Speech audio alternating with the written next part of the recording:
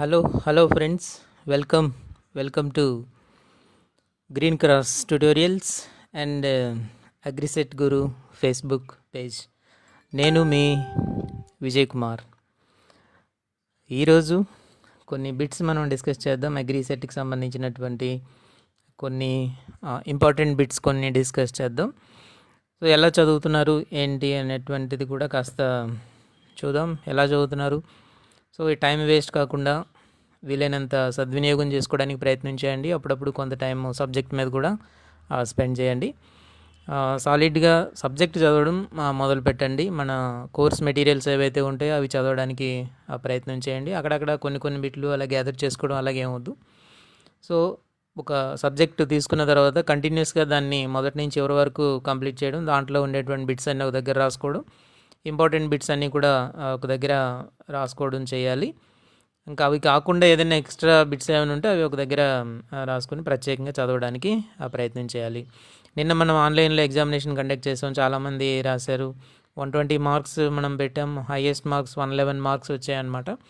111 marks, 109, 108, 107 ఇలాగా వచ్చాయి. ఒకే ఎగ్జామ్ని కొంతమంది ఏంటంటే 2-3 సార్లు కూడా రాయడం జరిగింది. సో మొట్టమొదటి రాసిన దాన్నే మనం పరిగణలోకి తీసుకున్నాం.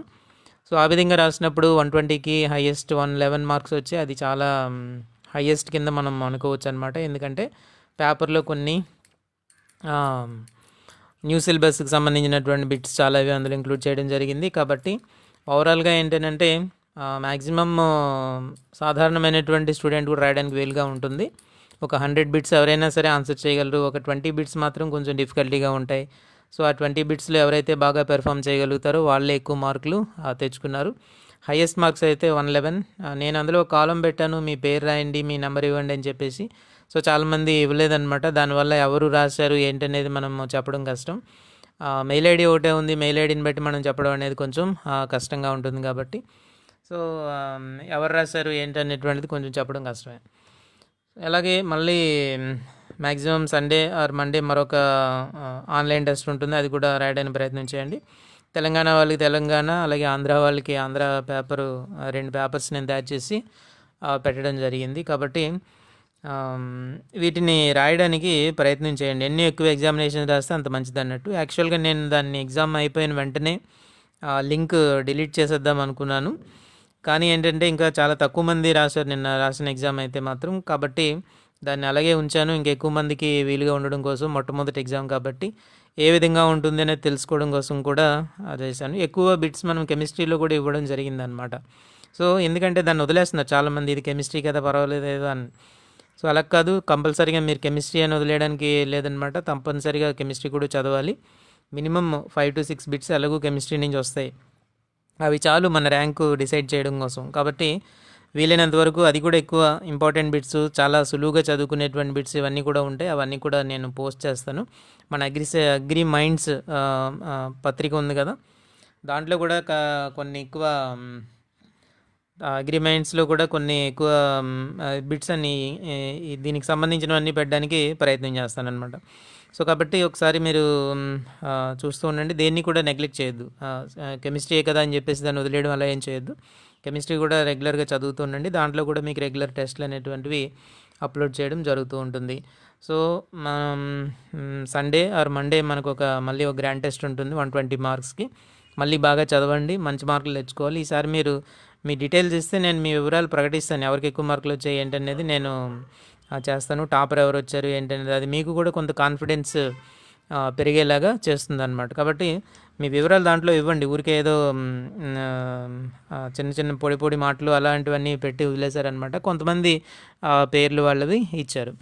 సో అది ఇస్తే మనకి తెలుస్తుంది ఎవరికి ఎక్కువ వచ్చాయి ఏంటి అనేటువంటిది. సో ఆన్లైన్ టెస్ట్ సక్సెస్ఫుల్గా జరిగిందని మనకి చెప్పొచ్చు. అదేవిధంగా సీ టెక్నాలజీ వాళ్ళకి, అదేవిధంగా ఆర్గానిక్ ఫార్మింగ్ వాళ్ళకి కూడా టెస్టులు తయారు చేస్తున్నాం. కాబట్టి అవి కూడా త్వరలోనే ఆన్లైన్లో పెట్టడం జరుగుతుంది.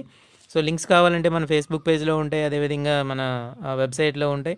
సో ఎక్కడో దగ్గర మీరు చూసుకోండి. ఫేస్బుక్ పేజ్ అయితే అగ్రిసెట్ గురు అనేటువంటి దాన్ని మీరు లైక్ చేయాలి. లైక్ చేయకపోతే మీకు నోటిఫికేషన్ రాదు. కాబట్టి ఏంటంటే దాంట్లో ఒక ఇది ఉంటుంది కదా, అక్కడ మీరు లైక్ చేయండి. లైక్ చేస్తే మీకు రెగ్యులర్గా ఇమీడియట్గా నోటిఫికేషన్ వస్తుంది.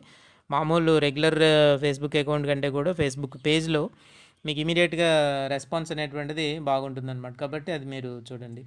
శ్రీధర్ గౌడ్ ఏదో అంటున్నారు. సో తెలంగాణ ఎగ్జామ్లో హైయెస్ట్ ఎంత? తెలంగాణ ఎగ్జామ్లో హైయెస్ట్ బాగానే వచ్చాయండి. అరౌండ్ 99 మార్క్స్ అలా వచ్చాయి. 99 వచ్చాయి. ఒకరికైతే 100 మార్క్స్ 100 వచ్చాయి. ఉన్నాయి. వాళ్ళ వివరాలు చెప్దామంటే ఓన్లీ మెయిల్ ఐడి మాత్రమే ఉంది. వాళ్ళ వివరాలు ఏమీ లేవు. కాబట్టి అవి వాళ్ళకి మెయిల్ పంపించి దాన్ని బట్టి తర్వాత అనౌన్స్ చేయడం జరుగుతుంది. తెలంగాణ పేపరు అది కొద్దిగా ఈజీగానే ఉంది కదా, మనకు ఉన్నట్టుగా డిఫికల్టీగా లేదు. కాబట్టి ఆ విధంగా తెచ్చుకోవడంలో తప్పేమీ కూడా లేదనమాట. Hi Vinay Cherukuri. Hi Vinay. So మనము కొన్ని నేను అంటే ఇలా ప్రతిసారి వచ్చినప్పుడల్లా కొన్ని బిట్స్ చేసి చెప్పి వెళ్ళిపోదాం అనుకున్నా. కొన్ని మొన్న ఎగ్జామినేషన్లో ఆన్లైన్ ఎగ్జామినేషన్లో ఇచ్చినటువంటి కొన్ని బిట్స్ ఇక్కడ ఉన్నాయి. అవి ఒకసారి చూద్దాం. అవి ఎందుకంటే ఫ్రీక్వెంట్గా తప్పు రాసినటువంటి బిట్స్ అనమాట. అందరూ కూడా మనకు వచ్చినటువంటి ఆ లిస్ట్లో చూస్తే రాసినటువంటి వాళ్ళందరిలోనూ కూడా ఒక 200 మంది రాశారనుకోండి. 200లో కనీసం రైట్ ఆన్సర్లు రాసిన వాళ్ళు 30% రైట్ ఆన్సర్స్ మాత్రమే రాశారు. 30% మాత్రమే రైట్ ఆన్సర్. అటువంటి బిట్స్ కొన్ని నా దగ్గర ఉన్నాయి. అవి ఒకసారి నేను చెప్తాను, ఒకసారి వీలైతే ఫాలో అవ్వండి. సో కంపోస్టింగ్ ప్రక్రియను వేగవంతం చేసేటువంటి శిలీంధ్రం ఏదైనా అడిగాం. మనం అక్కడ శిలీంధ్రం అడిగాం కాబట్టి శిలీంధ్రం పేరు రాయాలి. మీకు బ్యాసిల్లస్ అని ఉన్నాయి. బ్యాసిల్లస్ అని వచ్చేటప్పుడు మనకి ఎలాగో బ్యాక్టీరియా అని తెలుస్తుంది. సో బ్యాసిల్లస్ సర్కులన్, బ్యాసిల్లస్ బ్రూయిష్ కాదు. సో అక్కడ ఆన్సర్ ఏంటంటే కీటోమియం. ఇది మనకి ఆ ఓల్డ్ బిట్టే అనమాట, పాత సిలబస్లో ఉండేటువంటి బిట్టే. శిలీంధ్రం అడిగారా లేదా బ్యాక్టీరియా అడిగారా, అవి జాగ్రత్తగా ప్రశ్న బాగా 1కి 10 సార్లు మనం చదువుకుని అప్పుడు ఆన్సర్ చేయాలి. పశువుల ఎరువులో ఉండే ఎన్పికే శాతాలు వరుసగా ఇచ్చామన్నమాట. సో పశువుల ఎరువులో ఎన్ ఎంత ఉంటుంది, పి ఎంత ఉంటుంది, కే ఎంత ఉంటుంది, మళ్ళీ దానికి ఒక రేంజ్ ప్రతిదానికి కూడా. నైట్రోజన్ ఉందనుకోండి, నైట్రోజన్ వచ్చేసరికి 0.5 నుంచి 0.6% నైట్రోజన్ ఉంటుంది. అలాగే పి వచ్చేసరికి 0.1 to 0.2% పి ఉంటుంది. పొటాష్ వచ్చేసరికి 0.4 నుంచి 0.5% పొటాష్ ఉంటుంది. ఇలాగ ఒక రేంజెస్ ఇచ్చాం. ఆ రేంజెస్లో మళ్ళీ చిన్న చిన్న తేడాలన్నీ ఇవ్వడం జరిగిందనమాట. కాబట్టి ఈ విధంగా అది మనం జాగ్రత్తగా చూసుకోవాలి. ఎందుకంటే కన్ఫ్యూజ్ చేయడం కోసం అక్కడ ఆ విధంగా ఇవ్వడం జరిగింది. మనం ఎంత కన్ఫ్యూజ్ చేసినా అవి మనకు కరెక్ట్గా తెలిసినప్పుడు ఈజీగా మనం రాయడానికి ఉంటుంది. సో హైయెస్ట్ ఏమో ఎన్, నైట్రోజన్ ఎక్కువగా ఉంటుంది పశువుల ఎరువులో. ఆ తర్వాత ఏమో పొటాష్ ఎక్కువగా ఉంటుంది. అందుకని అంతటికన్నా తక్కువ ఉండేదేమో పి అనమాట. పి తక్కువగా ఉంటుంది. సార్ నెక్స్ట్ టైం కూడా తెలంగాణ పేపర్ పెట్టండి. పెడతాను తప్పకుండా శ్రీధర్ గౌడ్ గారు. తెలంగాణ ప్రతిసారి కూడా తెలంగాణ పేపర్ పెడుతుంటారు, ఇద్దరికి పెడుతూ ఉంటాను. సో వాళ్ళకి వదిలేసే ప్రసక్తి ఏం లేదు. వాళ్ళకి కూడా ఒక పేపర్ పెట్టడం అనేది జరుగుతూ ఉంటుంది. 2 పేపర్లు అందరూ రాయండి. మీరు తెలంగాణకు సంబంధించిన వారైనా ఆంధ్రాకి సంబంధించిన వారైనా. ఆంధ్ర వాళ్ళు తెలంగాణ పేపర్ కూడా రాయొచ్చు, కానీ ఆ తెలంగాణ వాళ్ళు ఆంధ్ర పేపర్ రాసేటప్పుడు ఈ న్యూ సిలబస్ బిట్స్ తగులుతుంటాయి కాబట్టి కొంచెం ఇబ్బందిగా ఉంటుంది. ఎవరికైనా రాయొచ్చు. ఇది మన ఫ్రీ ఎగ్జామినేషన్సే కాబట్టి అన్ని ఎగ్జామ్స్ ఏవి అందుబాటులో ఉంటే అవన్నీ రాయండి. నేను కూడా నెట్లోనే మీకు అందుబాటులో ఉంచాను, వాటిని డిలీట్ చేయలేదు. వీలైనంత వరకు దాన్ని బెనిఫిట్ పొందండి మీరు. దాని ఆన్సర్స్ అన్నీ కూడా మీకు వస్తాయి. పేపర్ అంతా మీ దగ్గరికి వచ్చేస్తుంది. ఆ విధంగా మీకు ఆ బిట్స్ ఒక్క బిట్ అయినా సరే మనం మిస్ అవ్వడానికి లేదనమాట. అది మీకు గుర్తుండిపోవాలి. అది వర్మి కంపోస్ట్ బెడ్స్లో ఎంత తేమ శాతం ఉండేటట్లు చూసుకోవాలనేటువంటిది ఒక చిన్న కాంట్రవర్షియల్ బిట్ అనమాట. వర్మి కంపోస్ట్ బెడ్స్లో తేమ శాతం ఎంత ఉండాలి? మన ఓల్డ్ సిలబస్ని బట్టి వాటిలన్నింటిలో మనకి ఎలా ఉందంటే 30 to 40% అని మనకి ఉందన్నమాట. పాత మెటీరియల్స్ ప్రకారం ఈ వర్మీ కంపోస్ట్ బెడ్స్ ఎంత శాతం తేమ ఉండాలి అని అంటే 30 to 40% ఉంది. అది న్యూ సిలబస్ మెటీరియల్స్ వచ్చేసరికి ఏంటంటే 40 to 50% ఉండాలని చెప్పేసి మనకి ఉందన్నమాట. కాబట్టి మనకి ఇదే ప్రామాణికం కాబట్టి మనం రాయాల్సింది ఏంటంటే 40 to 50% అనేటువంటిదే రైట్ ఆన్సర్ అనమాట. చాలామంది రాయలేదు ఇది, అందరూ 30 to 40 పెట్టారు. ఎందుకంటే ఓల్డ్ మెటీరియల్లో మనకి 30 to 40 ఉంది. కానీ ఎవరైతే మన ఇప్పుడు ప్రజెంట్ చదువుతున్నారో వాళ్ళు చదవాల్సింది న్యూ మెటీరియల్ కాబట్టి 40 to 50% అని రాస్తే రైట్ అవుతుంది. 30 to 40 అయితే తప్పు అవుతుంది. అది చూసుకోండి కొంచెం. నాడెప్ కంపోస్ట్లో ఉండేటువంటి భాస్వరం యొక్క శాతం ఎంత? ఇందులో ఉండేటువంటి వివరాలన్నీ అక్కడ మనకి ఉన్నాయి. 1.37%, అలాగే 0.39% అలాగే ఇచ్చాను అనమాట. భాస్వరం శాతం కాబట్టి నాడెప్ కంపోస్ట్లో కూడా భాస్వరం శాతం తక్కువగా ఉంటుంది, 0.39%. నాడెప్ కంపోస్ట్ గురించి మనకి ఇందులో న్యూ సిలబస్లో అంతా ఉంది. 0.39% అనేటువంటిది న్యూ సిలబస్ అని ప్రతిసారి ఎందుకంటున్నానంటే ఎక్కువ మంది రాసేటువంటి వాళ్ళు ఓల్డ్ సిలబస్ చదివి రాసినటువంటి వాళ్ళు ఏం మారలేదు అనమాట. సో కొంతమంది అంటూ ఉంటారు, ఇప్పుడు ఏమైంది, ఏం మారిపోయింది న్యూ సిలబస్ అని అంటే ఎవరో చెప్తున్నారు అనమాట. ఆర్గానిక్ కెమిస్ట్రీ ఒకటి పెట్టారు అంతే, ఇంకా అక్కడక్కడ కొన్ని లెక్చర్స్ మార్చారు అని. అలాగే ఎప్పుడు మీరు అటువంటి సజెషన్ ఎక్కడ కూడా తీసుకోకండి. కొంతమంది నాకు ఫోన్ చేసినప్పుడు చెప్తుంటారనమాట, న్యూ సిలబస్లో ఆర్గానిక్ కెమిస్ట్రీ పెట్టారట కదండి, ఇంకేదో 1-2 చాప్టర్లు పెట్టారట, ఆ 2 కొత్తవి చదువుకుంటే సరిపోద్ది కదా అని చెప్పేసి. అది కరెక్ట్ కాదు. ప్రతి కోర్సులోనూ ప్రతి సబ్జెక్ట్లోనూ కూడా మనకి బోల్డ్ అని చేంజెస్ ఉన్నాయన్నమాట. నువ్వు కంప్లీట్గా న్యూ సిలబస్ చదవాల్సిందే. ఎవరైతే సీనియర్స్ ఉన్నారో వాళ్ళందరూ కూడా చేయాల్సింది ఏంటంటే తప్పనిసరిగా మీరు న్యూ సిలబస్ చదవాల్సిందే, లేకపోతే ఇలాంటి బిట్స్ అన్ని మిస్ అయిపోతారు అనమాట. పాత పాత మెటీరియల్ చదువుకుని ఉంటే మీరు 30-40% రాస్తారు. అదే న్యూ సిలబస్ చదువుకుని ఉంటే 40-50% రాస్తారు. కాబట్టి మీరు దయచేసి ఏవో అంటే ఎంత తక్కువ లోడ్ పెట్టుకుందామని చూడొద్దు. న్యూ సిలబస్ అంటే న్యూ సిలబస్ రాయండి. అది తప్పకుండా ఏ సబ్జెక్ట్లో ఏమేమి చేంజ్ అయిపోయో అన్నీ ఒకసారి చూసుకొని రాయండి. తర్వాత బిట్ ఏంటంటే ఎరువుల నియంత్రణ చట్టం ఏ సంవత్సరంలో తీసుకొచ్చారు అనేటువంటి, ఇది కూడా చాలామంది రాయలేదన్నమాట. ఈ బిట్ మరి ఎక్కడన్నా లేదని మీరు అనుకున్నారో లేకపోతే ఏంటో తెలియదు. ఎరువుల నియంత్రణ చట్టము అనేటువంటిది 1985 నుంచి అమల్లోకి రావడం జరిగిందనమాట. కాబట్టి అదొకటి మీరు జాగ్రత్తగా చూసుకోండి. ఇది 92 ఎరువుల నియంత్రణ చట్టము ఏ సంవత్సరం అని అంటే 1985 ఇది గుర్తుపెట్టుకోండి. అలాగే బిళ్ళగన్నేరుకు సంబంధించి హార్టికల్చర్కి సంబంధించినటువంటి దాంట్లో బిళ్ళగన్నేరు ఉంది. బిళ్ళగన్నేరు యొక్క విత్తన మోతాదు ఎంత అని ఉందన్నమాట, 2 to 3 kg/ha అనేటువంటిది. సో అవి న్యూ సిలబస్లో ఉండేటువంటి ఆ 2 కోర్సులు ఉన్నాయి కదా, కొంచెం కాంప్లికేటెడ్గా ఉండేటువంటి కోర్సులు 2 ఉన్నాయి మనకి. సో ఆ 2 కోర్సులు జాగ్రత్తగా మీరు చదవండి. ఒక స్టెన్సిల్ మనకి వెబ్సైట్లో లభిస్తుంది, మరొకటి ఈ మధ్యలో నేను అప్లోడ్ చేస్తాను. వీలైతే అది కూడా మీరు దగ్గర పెట్టుకొని చదవండి. బిళ్ళగన్నేరు 2 to 3 kg/ha, అది నా ఆన్సర్ అనమాట, విత్తనం మోతాదు. ఇసాప్గోల్ యొక్క కుటుంబం ఏంటి అనేటువంటిది. సో అపోసైనేసి, ప్లాంటాజినేసి, ఆస్టరేసి, జెరానియేసి అని ఉంది. ఇందులో దీన్ని ఆన్సర్ ఏంటనంటే ప్లాంటాజినేసి. ఇసాప్గోల్ వీటన్నిటి కొత్త ఉన్నాయన్నమాట. ఇవన్నీ కూడా చదవండి, కొత్తది కదా మనకు సంబంధం లేదని వదిలేయద్దు. తరంగిణి అనేటువంటి వరి రకము, ఒక పెద్ద లిస్ట్ ఉంది. ఈ కొత్తగా వచ్చినటువంటి వరి రకాల గురించి ఒక పెద్ద లిస్ట్ అనేటువంటిది మనకి మన మెటీరియల్స్లో ఉంది, 102లో ఉందన్నమాట. సో ఒకసారి మీరు అవన్నీ చూడండి. పాతకి ఇంతకుముందు తెలిసినవే, కానీ ఈ రకాలు వాటి తాలూకు నెంబర్లు ఏవైతే ఉంటాయో కంపల్సరీగా మనం తెలుసుకోవాలి. అందులో ముఖ్యంగా MTU 1156 దీని నెంబరు. తరంగిణి వరి రకము MTU 1156. ఆ రకాలన్నీ మిగతావన్నీ గుర్తుపెట్టుకోండి. మల్బరీలో టుక్రా వ్యాధి నివారణకు విడుదల చేసేటువంటి పరాన్న బుక్ ఏది? సో ఈ టుక్రా వ్యాధి అనేటువంటి దేనివల్ల వస్తుందండి? పిండి నల్లి వల్ల వస్తుందన్నమాట. టుక్రా వ్యాధి మల్బరీలో పిండి నల్లి వల్ల వస్తుందన్నమాట. పిండి నల్లిని కంట్రోల్ చేయడానికి విడుదల చేసేటటువంటి పరాన్న బుక్కులు ఏవి? ఇంతకుముందు మనం చూసాం, ద్రాక్షలో పిండి నల్లిని కంట్రోల్ చేయడానికి ఉపయోగించేటటువంటి పరాన్న బుక్ ఏది అని చెప్పేసి ఎప్పుడో అగ్రిసెట్లో ఒకసారి ఇచ్చారనమాట, 2010-11 ఆ టైంలో ఇచ్చినటువంటి బిట్ అది. ద్రాక్షలో పిండి నల్లిని కంట్రోల్ చేయడానికి ఉపయోగించేటటువంటి పరాన్న బుక్ ఏది అని, క్రిప్టోలిమస్ మ్యాంట్రోజరీ అనేటువంటిది అప్పుడు పాత బిట్ అది. సో ఇప్పుడు వచ్చేటప్పటికి ఎలా ఇస్తారని అంటే మల్బరీలో టుక్రా వ్యాధి నివారణకు విడుదల చేసేటువంటి పరాన్న బుక్. టుక్రా వ్యాధి అనేటువంటిది పిండి నల్లి వల్ల కలుగుతుంది. పిండి నల్లిని కంట్రోల్ చేయడానికి విడుదల చేసేటువంటి పరాన్న బుక్ సేమ్ క్రిప్టోలిమస్ మ్యాంట్రోజరీ అనేటువంటిది. కాబట్టి కొద్దిగా ఐడియా అనేటువంటిది మనకి ఉండాలి. మల్బరీలో చాలా ఈ వ్యాధులను కలుగజేసేటువంటి అవన్నీ ఉన్నాయి, అవన్నీ కూడా మీరు చదువుకోండి. కీటకాల పేర్లు ఉన్నాయి, అలాగే శిలీంధ్రాల పేర్లు ఉన్నాయి, అవన్నీ కూడా మనం చదువుకోవాలి. ఒక్కొక్క దానికి ఒక్కొక్క పేరు అనేటువంటిది ఉంటుందన్నమాట. దానికి టుక్రా వ్యాధి అని అంటారు. సో మల్బరీలో బూడిద తెగులు తట్టుకునేటువంటి రకాలు ఏవి అని అంటే MR1, MR2 అనేటువంటివి. ఇది కూడా అక్కడ ఇచ్చినటువంటి బిట్టే, MR1, MR2. తర్వాత ఇచ్చినటువంటి కొత్త బిట్ ఏంటంటే మిడతలో టింపానం అనేటువంటిది ఎక్కడ ఉంటుంది? టింపానం అనేటువంటిది ఏంటంటే వినికిడికి సంబంధించినటువంటి ఒక ఆర్గాన్ అది. సో ఇది ఎక్కడ ఉంటుంది అని, దాని లొకేషన్ ఎక్కడ అనేటువంటిది ఇక్కడ మనం అడుగుతున్నాం అనమాట. ఉదరం యొక్క 3వ ఖండితంలో ఉంటుందా, ఉదరం యొక్క 1వ ఖండితంలో ఉంటుందా, వక్ష భాగంలో ఉంటుందా, టార్సోమియర్ మీద ఉంటుందా అనేటువంటిది. ఇవి ఎక్కడో దగ్గర ఉంటుంటాయి అన్నమాట. ఉదరం మీద కానీ, ఉదరంలో ఉండేటువంటి అనేక ఖండితాల మీద కూడా ఉండొచ్చు, లేదు అని అంటే కాళ్ళ మీద కూడా ఉండొచ్చు.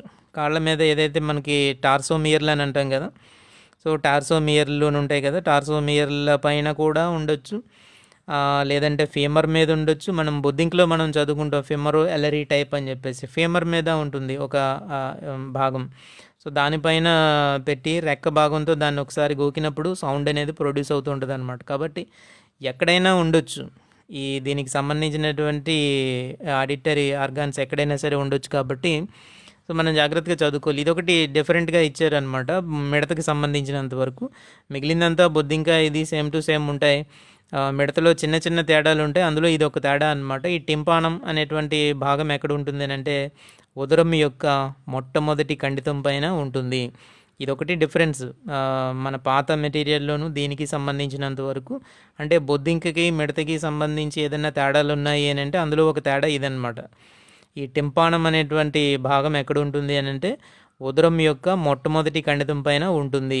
అది మనం గుర్తుపెట్టుకోవాలి. డిఫరెన్సెస్ మనం తెలుసుకుంటే చాలు. పాత బొద్దింకకి మిడతకి ఉండేటువంటి డిఫరెన్స్లు మనం తెలుసుకుంటే సరిపోతుంది. తర్వాత కొన్ని నేను ఏంటంటే కెమిస్ట్రీ బిట్స్ ఇవ్వడం జరిగింది. తేలిక నేలల్లో కెమిస్ట్రీ చెప్పుకుందాం. తేలిక నేలల్లో నాటుకునేటువంటి బర్లీ పొగాకు రకం ఏది అనేటువంటిది ఒక బిట్ అనమాట. సో బర్లీ పొగాకు సంబంధించినటువంటి రకాలేంటి, అలాగే ఎఫ్సివి పొగాకు సంబంధించినటువంటి రకాలేంటి, అలాగే ఓరియంటల్ పొగాకుకు సంబంధించినటువంటి రకాలేంటి అనేటువంటివి మనం జాగ్రత్తగా చదువుకోవాలి.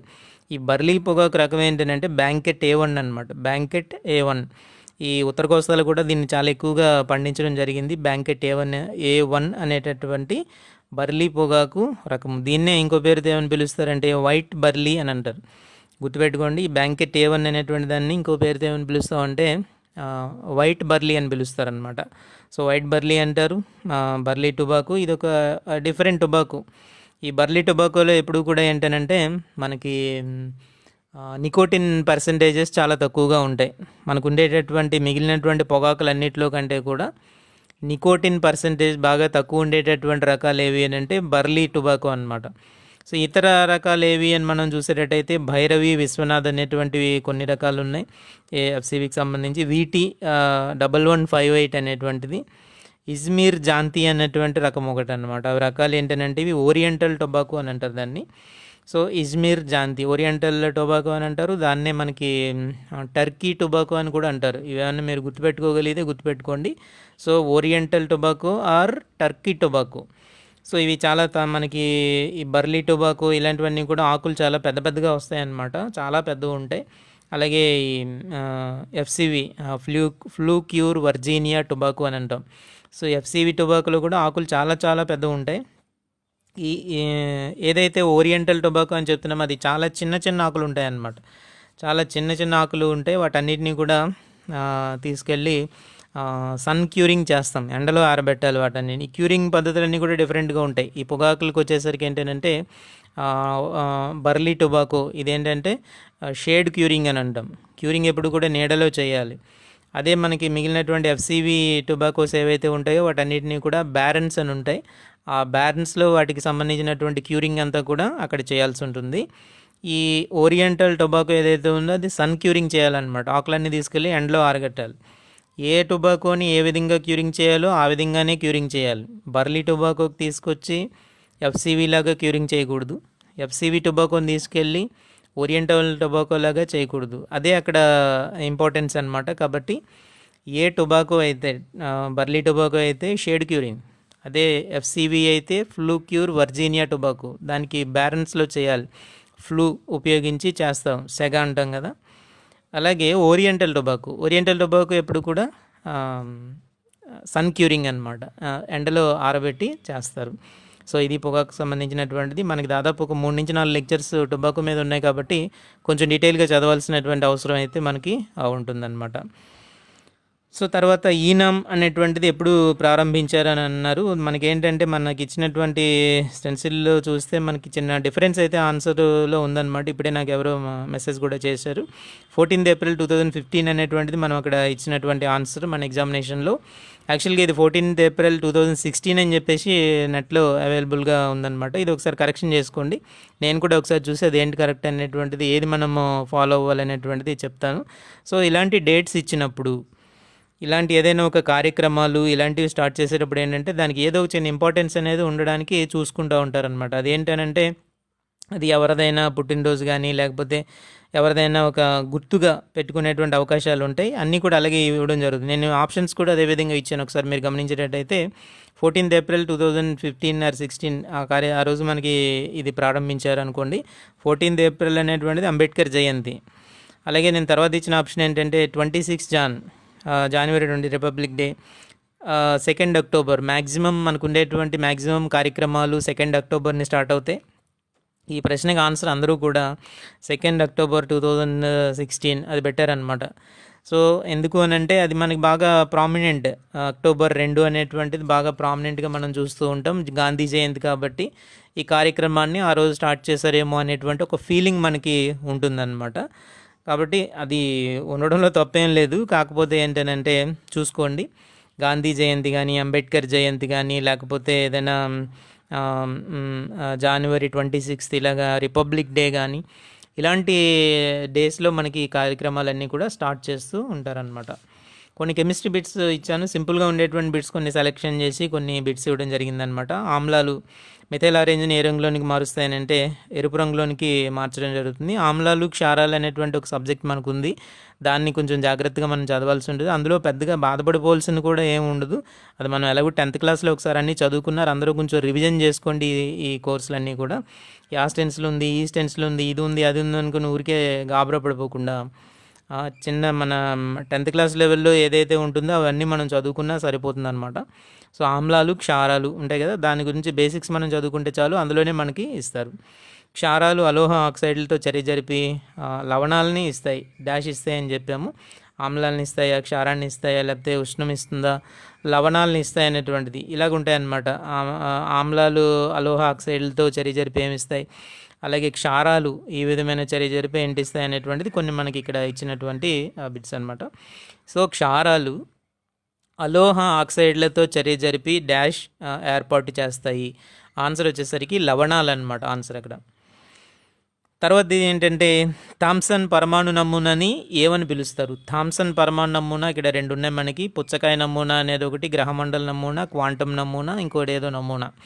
సో ఈ థామ్సన్ పరమాణు నమూనా మనకి చాలా ఫేమస్ అని తెలుసు, మనకి బాగా తెలిసింది అది.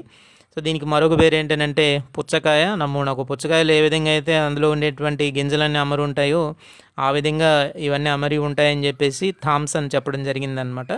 కాబట్టి థామ్సన్ పరమాణు నమూనాకి ఇంకొక పేరు ఏంటి అని అంటే పుచ్చకాయ నమూనా, దీనికి సంబంధించినంతవరకు.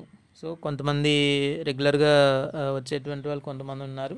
సో ఈ పేజ్ మీరు ఏం చేస్తారని అంటే వీలైనంత వరకు లైక్ చేయండి. లైక్ చేయకపోతే మీకు నోటిఫికేషన్ రాదు. నేను అంటే మామూలు నా మెయిన్ ఫేస్బుక్ అకౌంట్ వాళ్ళ మీద షేర్ చేస్తూ ఉంటాము. అయినప్పటికీ మీరు చేయాల్సింది ఏంటంటే అక్కడ ఒక థమ్స్ అప్ ఉంటుంది కదా, దానిపైన క్లిక్ చేయండి దయచేసి. అలా లైక్ చేస్తేనే మీకు నోటిఫికేషన్ వస్తుంది. చాలామంది రాసేటువంటి వాళ్ళు ఉన్నారు, ఇప్పుడు ఈ విషయాలు తెలుసుకోవాల్సినటువంటి వాళ్ళు చాలామంది ఉన్నారు, కానీ వాళ్ళకి తెలుసుకోవడానికి లేకుండా ఉందన్నమాట. దీన్ని మీరు ఫాలో అవ్వండి దయచేసి. మీకు వివరణతో కూడినటువంటి సమాధానాలు నేను ఇస్తున్నాను కదా, కాబట్టి కొంచెం రావడానికి ప్రయత్నం చేయండి. రేఖా వర్ణపటంలోని రేఖలు ఉపరేఖలుగా విడిపోవడాన్ని విశదీకరించినటువంటి శాస్త్రవేత్త సోమర్ఫీల్డ్. చాల్కోజన్లు సింపుల్ బిట్స్ అనమాట ఇవి. చాల్కోజన్లు అనగా ఏంటి అనేటువంటిది ఖనిజ ఉత్పత్తి, ఖనిజాల ద్వారా ఉత్పత్తి అయినవి అన్నట్టు మనం చెప్పుకోవచ్చు. దాటినే చాల్కోజన్స్ అని చెప్పి మనం పిలుస్తాం అనమాట. చాలా సింపుల్ బిట్స్ ఇవన్నీ కూడా. ఎకా బోరాన్ అని దేన్ని పిలుస్తారు? స్కాండియం. ఇలాగ ఎకా అనేటువంటి అంశాలతో వచ్చేటువంటి బిట్స్ ఒక 4-5 బిట్స్ మనకు ఉన్నాయన్నమాట. అవేంటనేటువంటిది కూడా మీరు చూడండి. ఈ మ్యాక్సిమం ఈ వారం మన అగ్రిమెంట్స్లో దీనికి సంబంధించినటువంటి బిట్స్ కొన్ని ఇవ్వడానికి ప్రయత్నం చేస్తాను. అందరూ తప్పు రాసినటువంటి ప్రశ్న ఒకటి ఉందన్నమాట. ఈ క్రింది వాటిలో సంతృప్త హైడ్రోకార్బన్ కానిది ఏది అని అడిగామన్నమాట. ఇది మ్యాక్సిమం ఇప్పుడు ఒక 200 మెంబర్స్ రాశారనుకోండి, ఒక 20 మంది ఎంతమంది రైట్ రాశారు అంతే. మిగిలిన వాళ్ళందరూ కూడా తప్పు రాసినటువంటి ప్రశ్న ఏది అని అంటే ఇదే, సంతృప్త హైడ్రోకార్బన్ అని అడగలేదు అక్కడ, సంతృప్త హైడ్రోకార్బన్ కానిది ఏది అని అడిగారు అనమాట. సో దీని ఆన్సర్ ఏంటంటే బ్యూటీన్. బ్యూటేన్ ఒకటి, బ్యూటీన్ ఒకటి. ఆన్సర్ ఏంటంటే బ్యూటీన్ అని రాస్తే రైట్ ఆన్సర్ అవుతుంది. సో ఇవి కొన్ని లేటెస్ట్గా ఇచ్చినటువంటి బిట్స్లో కొన్ని ఉన్నాయన్నమాట. ఇవి కొంచెం జాగ్రత్తగా ఆన్సర్ చేయాల్సినటువంటి పరిస్థితి. ఇక్కడ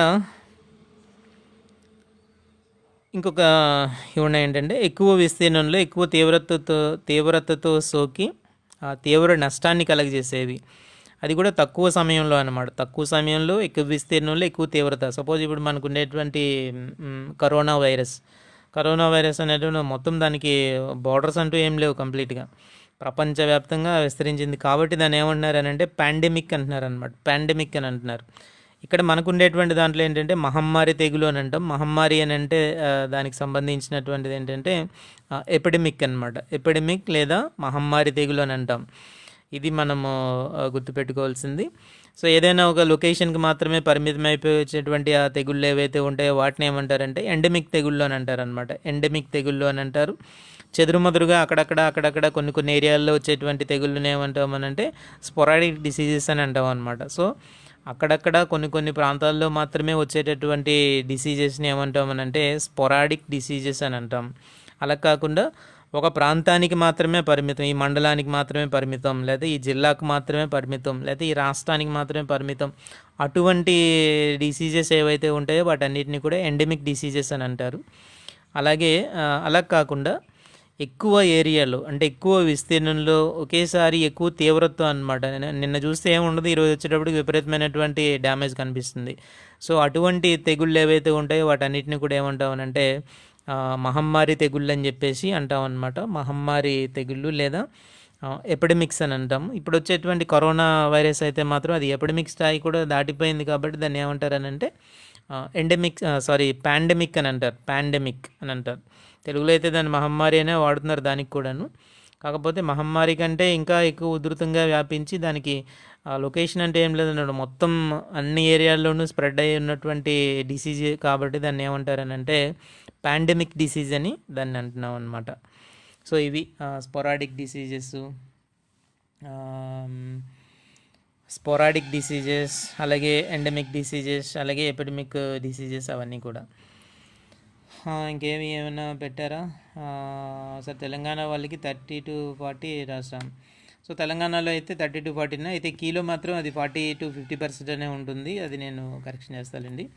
సో వీరేంద్ర గారు, సార్ ఫారెస్ట్రీ ఎప్పుడు కంప్లీట్ చేస్తారు? ఫారెస్ట్రీ మొన్న 2-3 క్లాసులు నేను కంప్లీట్ చేశానండి. ఇంకా లాస్ట్ ఒక లెక్చర్ ఏదో ఉంది, ఇంకా అదొకటి పెండింగ్ ఉంచాను అనమాట. అంతే. ఈ మధ్యలో క్లాసులు తీసుకోవడం అవ్వట్లేదు. లైవ్ క్లాసులు తీసుకోవాలి అన్నప్పుడు ఏంటంటే ఈ వాయిస్ బేస్డ్ క్లాసులు ఈజీగా ఉన్నాయి. లేకపోతే బోల్డ్ అంత ప్రిపరేషన్ అనమాట. ఇక్కడ లైటింగ్ ఉండాలి, అన్నీ ఉండాలి, మిగిలినటువంటివన్నీ చూసుకునేటప్పటికి కుదరట్లేదు. అందుకే ఇలాగ ఆడియో క్లాసుల్లో వస్తున్నాను అనమాట. దాని మీద ఒక ఎగ్జామ్ ఉంటుంది ఆ ఫారెస్ట్రీ కోర్స్ మీద. అంటే 7 lectures 8 lectures మీద ఒక ఎగ్జామ్ అయితే ఉంటుంది. లాస్ట్ లెక్చర్ మిగిలింది ఒకటి, అది కూడా చెప్తాను. అదండి. ఇంకా ఏదైనా ఉంటే ఇక్కడ మెసేజ్ పెట్టచ్చు. మిగిలిన వాళ్ళందరికీ కూడా కొంచెం వీలైతే షేర్ చేయండి మన దీని తాలూకుది. మన గ్రూప్స్లో నేను ఈరోజు మెసేజ్ పెట్టలేదు కాబట్టి చాలామంది అది చూడలేదు. నోటిఫికేషన్ వస్తుంది, కాకపోతే ఏంటంటే ఇవి ఇందులోనే ఉంటాయి, ఈ పేజ్లోనే ఉంటాయి. కాబట్టి ఎనీ టైం మీరు ఒకసారి దాన్ని చూడండి దయచేసి. సో ఎప్పుడైనా సరే మీరు దాన్ని మళ్ళీ ఒకసారి చూసుకోవచ్చు. ఎందుకంటే పేజ్లో మీకు ఎప్పటికైనా సరే అవి అవైలబుల్గా ఉంటాయి. కాబట్టి మీరు ఒకసారి దాన్ని చెక్ చేసుకోవచ్చు. సో అలాగా కొన్ని అంటే బాగా ఎక్కువ మొత్తంలో ఎక్కువ బిట్లు ఎవరైతే తప్పు రాశారో ఆ బిట్స్ కొంచెం నేను చెప్తానమాట. ఎక్కువ బిట్స్ తప్పు రాసినవన్నీ కూడా మనకి ఇక్కడ వస్తుంది లిస్ట్ అనమాట. సో దాంట్లో ఉండేటువంటి బిట్సే నేను ఇప్పుడు డిస్కస్ చేశాను. ఇవన్నీ కూడా మామూలుగా సాధారణమైనటువంటి దీనికంటే కూడా చాలా తక్కువ మంది రాయడం జరిగిందనమాట. ఎక్కువ మంది తప్పులు రాశారు. అది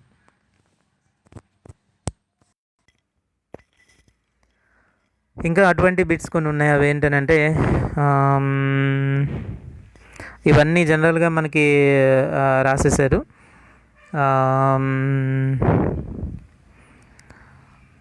పండ్ల మొక్కలకు ఎరువులు వేసేటువంటి పద్ధతి, రింగ్ ప్లేస్మెంట్, డైమండ్ బ్యాక్ మత్కి సిఫారసు చేసినటువంటి ఎర్రపంట, ఆవాలు, మామిడిలో కాయ పండు ఈగ నివారించడానికి ఉపయోగించే ఎర్ర మిథైల్ యూజినాల్, పెసర మినుము పంటల్లో పల్లాకు తెగులు. ఇది కొంతమంది తప్పు రాశారనమాట. పల్లాకు తెగులు వ్యాప్తి చేసేటువంటి కీటకం ఏది అని అంటే తెల్లదోమ. అరటిలో దుంపతొలుచు పురుగు శాస్త్రీయనామం. చాలా అగ్రిసెట్ ఎగ్జామ్స్లో ఇది ఇచ్చారనమాట. అందుకే ఎక్కువ మంది దీన్ని ఇస్తుంటారు పదే. కాస్మోపాలిటస్ ఆర్డిడస్ అనేటువంటిది. ఎర్రనల్లి యొక్క క్రమము. ఎర్రనల్లి నల్లులు ఏవైతే ఉన్నాయో వీటికి ప్రత్యేకంగా ఒక క్రమం అయితే ఉందన్నమాట. ఎకారినా అని అంటాం వాటిని మనం. ఎకారినా అని అంటాం. ఏంటి శ్రీధర్ గౌడ్ గారు మంచి ఆసక్తిగా ఉన్నారు, ఎవరికి ఎక్కువ వచ్చాయి ఏంటి అనేటువంటిది. సో తెలంగాణలో హైయెస్ట్ వచ్చిన వాళ్ళ నేమ్ తెలియదండి. నేమ్స్ మనకి పెట్టట్లేదు కదా, నేను అడుగుతున్నాను మీరు అవి పెట్టడం లేదు. నేమ్స్ కేవలం మెయిల్ ఐడీలు మాత్రం పెడుతున్నారు, కొంతమంది నేమ్స్ అనేటువంటివి ఇస్తున్నారనమాట. నేను పెడతానులేండి, లేదా మన గ్రూప్లోనైనా సరే షేర్ చేస్తాను ఆ వివరాలన్నీ కూడా. వాయిస్ నాది వినిపిస్తుందండి? సో అదనమాట. కుంకుమ తెగులు కలిగజేసే శిలీంధ్రాలు ఏవి అని అంటే యూరిడినేల్స్కి సంబంధించినటువంటివి, అలాగే యుస్టిలాజినేల్స్ అని అంటే అది కాటుకు తెగులు. ఇవి బేసిక్ బిట్స్ అనమాట, బేసిక్ ఇంపార్టెంట్ బిట్స్. యూరిడినేల్స్ అనేటువంటివి, అలాగే యుస్టిలాజినేల్స్ అనేటువంటివి. యుస్టిలాజినేల్స్ అంటే కాటుకు తెగులు, స్మట్ అంటాం అనమాట. అలాగే యూరిడినేల్స్ వచ్చేసరికి ఏంటంటే కుంకుమ తెగుళ్ళు అని అంటాము, తుప్పు తెగులు లేదా కుంకుమ తెగుళ్ళు, రస్ట్ అని పిలుస్తాం వీటిని, రస్ట్ అంటాం అనమాట. ఇది మనకు ఉండేటువంటి కొన్ని బిట్స్. పసుపు మీద కొంచెం ఎక్కువ బిట్లు ఇవ్వడం జరిగింది, అందరూ కొంతమంది రాశారు, కొంతమంది తప్పులు రాశారు, కానీ మ్యాక్సిమమ్ పసుపు మీద కనీసం ఒక 5 బిట్స్ అయినా దీంట్లో నేను ఇవ్వడం జరిగింది. అనుకోకుండా అలా జరిగింది అంతే. పసుపు మీద మనకు ప్రత్యేకంగా అంత వ్యామోహం ఏం లేదు, కానీ దాని మీద అలా ఇవ్వడం జరిగింది. తర్వాత ఇంకా ఎక్కువ మంది తప్పులు రాసినటువంటి బిట్స్ ఏంటంటే దక్షిణ భారతదేశంలో వాడుకలో ఉన్నటువంటి ధాన్యం నిల్వ చేసే నిర్మాణం ఏంటి అనేటువంటిది అనమాట. అది మొరై స్ట్రక్చర్ అనేటువంటిది దక్షిణ భారతదేశంలో ఎక్కువగా మనం వాడుకలో ఉండేటువంటి నిర్మాణము. అలాంటివి కూడా చాలామంది తప్పులు రాశారనమాట. తక్కువ నిద్రావస్థ కలిగిన వరి విత్తనాలు కలపవలసినటువంటి గాఢ నత్రిక ఆమ్లం పరిమాణం ఏంటంటే 6.3 ml అని ఒకటి రెగ్యులర్ బిట్. ఇది శ్రీవరిలో విత్తన మోతాదు ఎంత అనేటువంటిది 2 కిలోలు. శ్రీధర్ గారు కొంచెం ఏదో బిజీలో ఉంటాం, ఈ పేపర్ తయారు చేయడంలో బిజీగా ఉంటున్నాను, అందువల్ల ఏ ఫోన్ కాల్స్ అటెంప్ట్ చేయలేదు నిన్న మొన్న అలాగనమాట. సో మ్యాక్సిమమ్ ఎగ్జామ్ కొంచెం ఇబ్బంది అయింది నాకు, ఎక్కువ టైపింగ్ చేయడము అవన్నీ చేసుకోవడం వల్ల కొంచెం ఇబ్బంది అయింది. ఇంకా తర్వాత ఉండదు అనుకోండి. మ్యాక్సిమం కాల్స్ ఏవి అటెండ్ అవ్వలేదనండి, ఏమనుకోవద్దు. తర్వాత మాట్లాడదాం కావాలంటే తర్వాత చేయండి, అదనమాట. అంటే రెగ్యులర్గా అలా చేయము, ఏ ఫోన్ కాల్ వచ్చినా లిఫ్ట్ చేస్తాను, ఎందుకంటే మనకు అనేక డౌట్స్తో కాల్ చేస్తుంటారు పిల్లలు, కాబట్టి వాళ్ళ డౌట్స్ క్లారిఫై చేయడానికి తీస్తూ ఉంటాను అనమాట. మీరు చేసినప్పుడు మరి ఈ బిజీలో ఉండడం వల్ల లిఫ్ట్ చేయలేకపోయాను కొన్ని ఫోన్ కాల్స్. వరి పంటలో దీర్ఘకాలిక రకాల యొక్క కాల పరిమితి ఎంత అనేటువంటిది ఉందన్నమాట. 150 days అంతకంటే పైన. షార్ట్ డ్యూరేషన్ వెరైటీస్ అయితే 90 days అలా ఉంటాయన్నమాట. మధ్యకాలిక రకాలు ఈ మధ్యలో ఉంటాయి, లాంగ్ డ్యూరేషన్కి షార్ట్ డ్యూరేషన్కి మధ్యలో ఉండేటువంటివి మధ్యకాలిక రకాలన్నమాట. ఇది తర్వాత సుప్తావస్థ వెలుతురుపై ఆధారపడి ఉంటే దాన్ని ఫోటోబ్లాస్టిజం అంటాం. ప్రకృతి వర్ణ సిద్ధాంతం ప్రతిపాదించిన వారు డార్విన్. అండకోశం కన్నా కేసరావళి ముందుగా పక్వానికి వస్తే దాన్ని పుంభాగ ప్రథమోత్పత్తి అని అంటాము. బయోటెక్నాలజీ అనే పదాన్ని మొట్టమొదటిసారి ఉపయోగించిన వారు ఎవరనంటే Karl Ereky. Sugarcane breeding institute SBI అని అంటాం అనమాట. షుగర్ కేన్ బ్రీడింగ్ ఇన్స్టిట్యూట్ అనేటువంటిది ఎక్కడుంది అని అంటే కోయంబత్తూరులో ఉంది, ఇంపార్టెంట్గా గుర్తుపెట్టుకోండి. పుప్పొడి రేణువుల అధ్యయన శాస్త్రం పేలినాలజీ. గాలిలో నైట్రోజన్ పర్సెంటేజ్ ఎప్పుడు కూడా 78%, గాలిలో 78% ఉంటుంది. సో వర్షాభావ పరిస్థితుల్లో డాష్ ద్రావణాన్ని పండ్లపైన పిచికారీ చేయొచ్చు. ఇది కొంచెం కాంప్లికేటెడ్ అనమాట. నత్రజని సాధారణంగా మనం పిచికారీ చేస్తాం, కానీ ఈ రోజుల్లో భాస్వరాన్ని కూడా పిచికారీ చేస్తున్నారు. DAP ఉంటుంది కదా, DAPని కూడా నీటిలో బాగా కరిగించి, DAP అంత తొందరగా నీటిలో కరగదనమాట, దాన్ని బాగా నానబెట్టి అలా ఎక్కువ సార్లు దాన్ని ఇచ్చేస్తే కొద్దిగా కరుగుతుంది. భాస్వరాన్ని కూడా 2% పిచికారీ చేస్తున్నారు. కాటన్ ఇలాంటి క్రాప్స్లో దీన్ని పిచికారీ చేస్తున్నారు అనమాట. కానీ మనకి ఇచ్చిన ఆన్సర్ ప్రకారం ఏంటంటే నైట్రోజన్ 2% అనేటువంటిది రైట్ ఆన్సర్, కాబట్టి మనం దాన్ని రాయాల్సి ఉంటుంది. అధిక ఆమ్ల భూముల్లో వేసేటువంటి ఎరువు ఏదనంటే రాక్ పాస్పేట్, శిలా పాస్పేట్ అని అంటాం మనం. ఇంకొక బిట్ తప్పు రాసినటువంటి బిట్ ఏంటంటే సమగ్ర సస్య పోషణ వల్ల. ఈ బిట్స్ మీరు జాగ్రత్తగా చూడండి. మనకి కొన్ని సమగ్ర సస్యరక్షణ వల్ల, లేకపోతే పక్షి స్థావరాలు ఏర్పాటు చేయడం వల్ల, లేకపోతే ఇలాగ కొన్ని పర్సంటేజ్లు మనకి అడుగుతూ ఉంటారు అనమాట. అటువంటిదే ఇలాంటిది ఒక బిట్. ఇది సమగ్ర సస్య పోషణ అంటే అర్థం ఏంటంటే ఇంటిగ్రేటెడ్ న్యూట్రియంట్ మేనేజ్మెంట్. దాని మీద రసాయన ఎరువుల మీద పెట్టుబడి ఎంత శాతం వరకు తగ్గించవచ్చు అనేటువంటిది అనమాట. సో 30% ఇది. సమగ్ర సస్య పోషణ విధానం వల్ల రసాయనిక ఎరువుల మీద పెట్టుబడి ఎంత శాతం వరకు తగ్గించవచ్చు? 30% వరకు తగ్గించవచ్చు అండి, 30% అనమాట. ధనియాలు ముందుగా ముఖ్యంగా ఇందుకోసం పండించరు అని అడిగింది అనమాట. సో ధనియాల్లో ప్రతి పాటు మనకు ఉపయోగపడుతూ ఉంటుంది. ఆకులు ఉపయోగపడతాయి, గింజలు ఉపయోగపడతాయి, అలాగే దాని నుంచి సుగంధ తైలం తీస్తారు. సో అందువల్ల దాన్ని కొంచెం మార్పు చేసి ఒక బిట్ ఇవ్వడం జరిగింది, అద్దకం అని పెట్టాను. సో అంటే అర్థం ఏంటనమాట, అక్కడ దేనికోసం ఉపయోగించరు అని అంటే అద్దకం కోసం ఉపయోగించరు అనేటువంటిది అక్కడ ఆన్సర్. డ్రిప్ ఇరిగేషన్ పీడనమాపకంలో రీడింగుల భేదం, ఇది ఒక ఇంపార్టెంట్ బిట్. ఇది ఎంత ఉన్నప్పుడు ఫిల్టర్లను వెంటనే శుభ్రం చేయాలంటే 0.5 కిలోస్ పర్ సెంటీమీటర్ స్క్వేర్. అది బాగా గుర్తుపెట్టుకోండి. సెంటీమీటర్ స్క్వేరా, కేజీ పర్ మీటర్ స్క్వేరా, కేజీ పర్ మీటర్ స్క్వేరా, సెంటీమీటర్ స్క్వేరా అనేటువంటిది మనం బాగా గుర్తుపెట్టుకోవాలి. ఇది చూసుకోండి. ఇంకా ఎక్కువ మంది తప్పు రాసిన అలా ప్రాబ్లం ఎవరు చేయలేదండి, ఊరికే మనం మొబైల్ ఫోన్లో రైట్ ఆన్సర్ చేయడమే కదా. కాబట్టి ఏంటంటే ప్రాబ్లం ఎవరు కూడా చేయలేదు. ఆ ప్రాబ్లం అందరూ కూడా తప్పు వచ్చిందనమాట. ఒక 20 మెంబర్స్ మాత్రమే రైట్ ఆన్సర్ చేశారు. 500 మీటర్స్ పొడవు, 0.1 మీటర్ వ్యాసము, జల వేగం గంటకి 9 కిలోమీటర్స్, స్థిరాంక గుణకము 0.005 అయిన పైపులో రాపిడి వలన కలిగేటువంటి తల నష్టం ఎంత అనేటువంటిది క్వశ్చన్ అనమాట.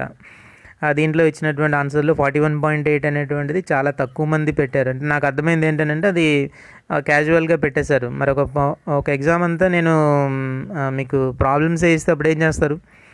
సో మీరు ఏదైనా సరేనండి, ఎవరైనా సరే ఇప్పుడు ఎగ్జామ్స్ రాసినటువంటి వాళ్ళు ఎవరైనా సరే ప్రతి చిన్న బిట్ని కూడా మనం చాలా గౌరవించాల్సినటువంటి అవసరం ఉంటుందన్నమాట. సో దాన్ని మనం ఎంత గౌరవిస్తే అది అంత మనల్ని గౌరవిస్తుంది. లేకపోతే సరైనటువంటి టైంలో మనకి అది ప్రాబ్లం క్రియేట్ చేస్తుంది, ప్రాబ్లం క్రియేట్ చేస్తుంది. అప్పుడు మనం ఏం చేయలేమండి. దయచేసి ఎప్పుడైనా ఎగ్జామ్ రాస్తున్నప్పుడు ప్రాబ్లం వచ్చిన వెంటనే దాన్ని సాల్వ్ చేయడానికి ప్రయత్నం చేయండి. అంతే తప్ప ఏదో ఒకటి ఆన్సర్ గెస్ చేసి పెట్టేయకండి. నాకు అర్థమైంది అదే అనమాట. అంతమందికి ఇదే ఎందుకు తప్పు అయింది అని అంటే చాలామంది చేయలేదు, ఊరికే ఆప్షన్స్ నొక్కుంటే కూర్చున్నారనమాట. సో అలా చేయకపోవడం వల్లే మనకి తప్పు ఆన్సర్లు అయ్యాయి. 41.8 వస్తే అది రైట్ ఆన్సర్ అవుతుంది.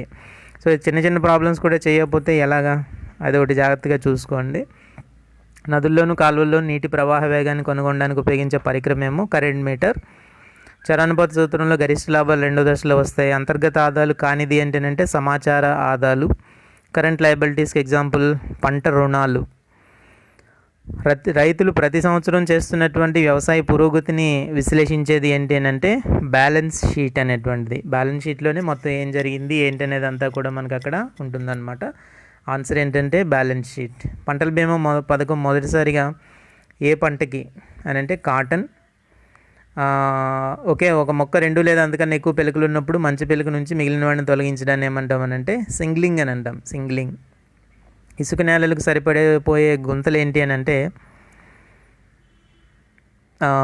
సాసర్ షేప్డ్ పిట్స్ అనమాట. Saucer shaped pits. Gun powder తయారీకి చింత చెట్టు బొగ్గును వాడతారు. నిమ్మగడ్డి ఏ తీర ప్రాంతంలో పండించేవారు అని అంటే మలబార్ తీర ప్రాంతంలో దీన్ని ఎక్కువగా పండిస్తుండేటువంటి వారు. సో శ్రీధర్ గౌడ్ గారు రిప్లో నీటి వినియోగం క్వశ్చన్ ఆన్సర్ ఎంత, బుక్లో 90 to 95% ఉంది అని అంటున్నారు కదా. మన ఆన్సర్ ఏముంది, ఏమైనా తప్పుగా ఇచ్చామా? మనం ఇచ్చినటువంటి ఆన్సరు చెక్ చేయండి. అంటే కొన్ని కేసులో కొన్ని 1-2 తప్పులు ఉండొచ్చు, టైపింగ్ చేసేటప్పుడు కొన్ని మిస్టేక్స్ పడవచ్చు, ఒక ఆన్సర్లు తప్పు పడవచ్చు. అటువంటి ఏమైనా ఉంటే మీరు కరెక్షన్ చేసుకోవాలి. ఇందులో ఇచ్చిందే పక్కా అని మనం ఉండిపోకుండా ఏం చేయాలంటే కొన్ని సందర్భాల్లో దాన్ని మనం కరెక్షన్ చేసుకోవాలి. చూసి చెక్ చేసుకుంటే మనకి తెలిసిపోతుంది ఏది రైట్ ఆన్సర్ ఏంటా అనేటువంటిది. 90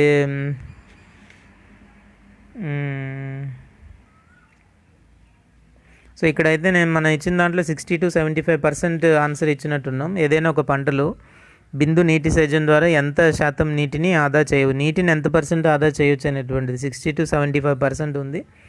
సో ఆదా చేయొచ్చు 90% వరకు, కానీ కొన్ని లాసెస్ ఇవన్నీ ఉంటున్నాయన్న ఉద్దేశంలో ఇలా ఉందో, మన బుక్లో ఏముందో మీరు చెక్ చేయండి. మన బుక్లో ఏముందో చెక్ చేసి దాన్ని బట్టి మీరు రైట్ ఆన్సర్ దాన్ని మార్క్ చేసుకోండి. నా దగ్గర ఉన్న వివరాల ప్రకారం 60 to 75% అనేటువంటిది బిందు సేద్యం డ్రిప్ ఇరిగేషన్కి ఉన్నటువంటి ఆన్సర్ అనమాట. ఒకవేళ అది మారితే మనం మార్చుదాం. ఒకసారి మీరు చెక్ చేసి నాకు మెసేజ్ చేయండి. ఓకే, ఇంకా ఎక్స్టెన్షన్ బిట్స్ అన్ని చాలా సులువైనటువంటి బిట్స్ ఇచ్చాము. ఎక్స్టెన్షన్ ఏ భాష నుంచి గ్రహించారంటే లాటిన్ భాష నుంచి గ్రహించడం జరిగింది. అలాగే విస్తరణ విద్య మొదటిసారిగా అమెరికాలో ప్రవేశపెట్టారు, ల్యాండ్ గ్రాంట్ కాలేజ్ అనేటువంటిది. జిల్లా స్థాయిలో ఉండే సాంకేతిక పరిజ్ఞాన వ్యాప్తికి తోడ్పడే అధికార సంస్థ ఏంటంటే ఆత్మ అని తెలుసు. రెండంచెల పంచాయతీరాజ్ వ్యవస్థను సిఫారసు చేసిన కమిటీ అశోక్ మెహతా, మూడంచెల పంచాయతీరాజ్ వ్యవస్థ అయితే బలవంత్ రాయ్ మెహతా కమిటీ. ఇవన్నమాట. అది చూడండి. తర్వాత మండల పరిషత్లు ఏర్పాటు చేసినటువంటి మొట్టమొదటి రాష్ట్రం కర్ణాటక. మన దేశంలో ఈశాన్య ఋతుపవనాల వల్ల ఎంత శాతం వర్షాలు కురుస్తాయి అని అంటే 20%. మధ్యకాల పరిధులు, ఇది కూడా ఒకసారి చెక్ చేయండి శ్రీధర్ గారు. మన దేశంలో ఈశాన్య ఋతుపవనాల వల్ల ఎంత శాతం వర్షాలు కురుస్తాయి, ఇది ఒకసారి చెక్ చేయండి. ఎంత పర్సెంట్ అనేటువంటిది 70%, లేకపోతే 20, 10, 30? ఇది కూడా ఒకటి మీరు ఒకసారి చెక్ చేసి నాకు చెప్పండి. మధ్యకాల పరిధిలో వాతావరణ సూచన ముందుగా చేసేటువంటి వ్యవధి ఏంటి అని అంటే 2 నుంచి 4 వారాలు. గుర్రపు డెక్క నిర్మూలనకు దేన్ని వాడతారంటే నియోకటినా. అలాగే ఆమ్ల వర్షాలు, ఈ బిట్ నేను ఇవ్వలేదు అనుకుంటా మీ దాంట్లో. సో డాష్ పోషకం నైట్రోజనేజ్ అనే ఎంజైమ్లోని ఆంగిక భాగము అనేటువంటిది అనమాట. మాలిబ్డినం అనేటువంటిది నైట్రోజనేజ్ ఎంజైమ్లో ఉండేటువంటి ఆంగిక భాగము. అది సంగతి. సో ఇంకా ఏమైనా ఉన్నాయా? మంచి విత్తనాలు నారు వాడడం ద్వారా అదుపులో ఉంచే పురుగు ఏది అంటే నులి పురుగు అనమాట. యాక్చువల్గా ఇది పురుగు కాదు, తెలిసిందే కదా మనకి, కానీ పురుగు అనే పేరుతో మనం పిలుస్తాం, కానీ దీని పేరు పురుగు అయితే కాదు, నులి పురుగు అని అంటాం, నెమటోడ్స్ అని అంటాం కదా.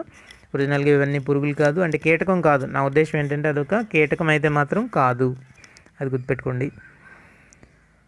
సమగ్ర సస్యరక్షణ పద్ధతులు పాటించినప్పుడు ముఖ్యంగా దేనిపైన నిఘా ఉంచాలి అని అంటే పురుగుల సంతతిపైన నిఘా ఉంచాలి. బిట్ మీకు ఇవ్వలేదు, అది మనకి అగ్రిసెట్లో వచ్చినటువంటి బిట్ అనమాట. ఓకే, 20% రైట్ ఆన్సర్ అయితే 20% ఓకేనండి. ఈశాన్య ఋతుపవనాల వల్ల ఎంత శాతం వర్షాలు కురుస్తాయని అంటే 20%. Thank you very much. అలాగే గరప నేలలకు మిక్కిలి అనువైనటువంటి పంట ద్రాక్ష అని ఉందన్నమాట. అలాగే చతురస్ర పద్ధతిలో ఏ పద్ధతిలో కంటే 15% చెట్లు ఎక్కువగా ఉంటాయంటే షడ్భుజ పద్ధతి. కొన్ని బిట్స్ మీకు ఇవ్వలేనటువంటివి కూడా చాలావి దీంట్లో ఉన్నాయి. ఇంకా అలాగే కొన్ని బిట్స్ నేను చెప్తాను మన బుక్లో, అదే మన గ్రాండ్ టెస్ట్లో ఇవ్వలేనటువంటి బిట్స్ కూడా కొన్ని ఇక్కడ ఉన్నాయన్నమాట. వేరుశనగలో ఫలదీకరణం ఏ సమయంలో జరుగుతుంది అనేటువంటిది. సో వేరుశనగలో ఫలదీకరణం ఏ సమయంలో జరుగుతుంది? ఉదయమా, మధ్యాహ్నమా, సాయంత్రమా, రాత్రి అనేటువంటిది అనమాట. వేరుశనగలో ఫలదీకరణం మార్నింగ్ జరుగుతుంది, ఉదయం. వేరుశనగలో ఫలదీకరణం ఎప్పుడు జరుగుతుంది అని అంటే మార్నింగ్ జరుగుతుంది, ఉదయం జరుగుతుంది. సో బొద్దింకల ఆహారం పట్టుకోవడానికి, రుచిని గుర్తించడానికి ఉపయోగపడేటువంటి భాగం ఏది అనేటువంటిది. సో ఏంటి అని అంటే అది ఓస్టమ్.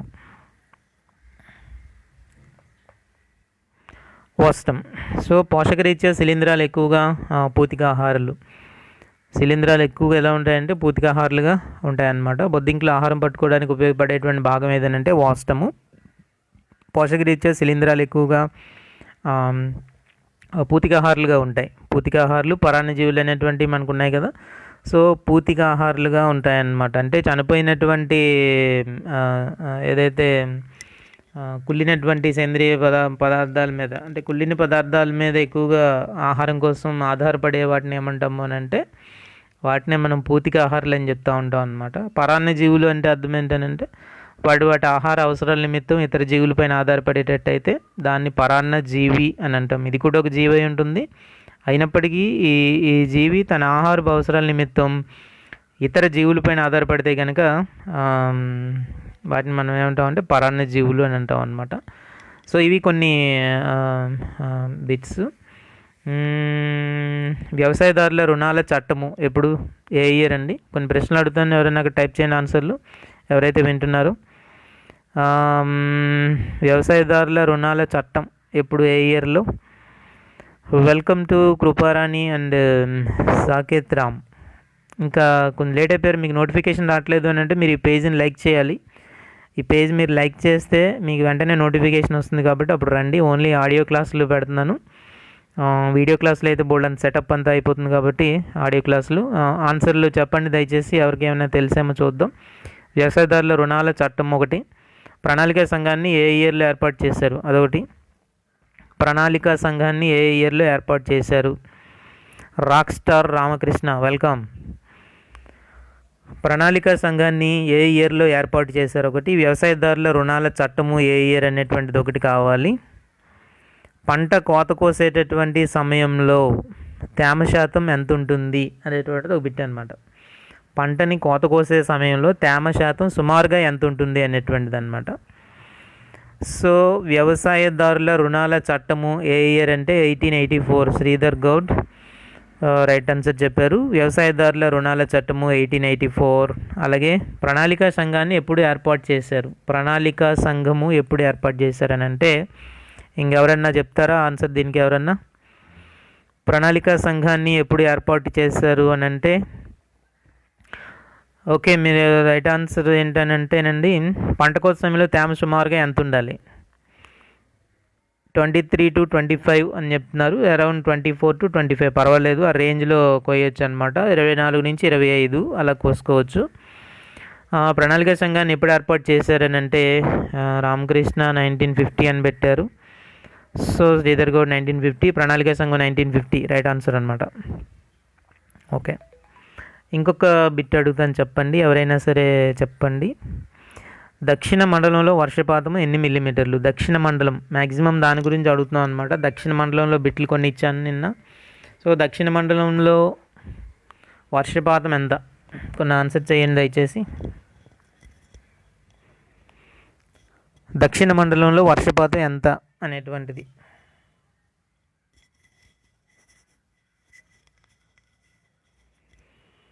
అలాగే ఇంకొక బిట్ ఏంటంటే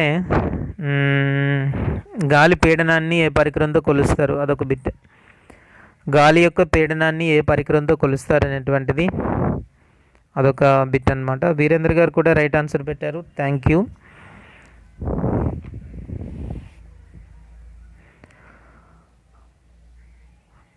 దక్షిణ మండలంలో వర్షపాతం ఎంత? కరెక్టా రైట్ ఆన్సర్ పెట్టాలండి.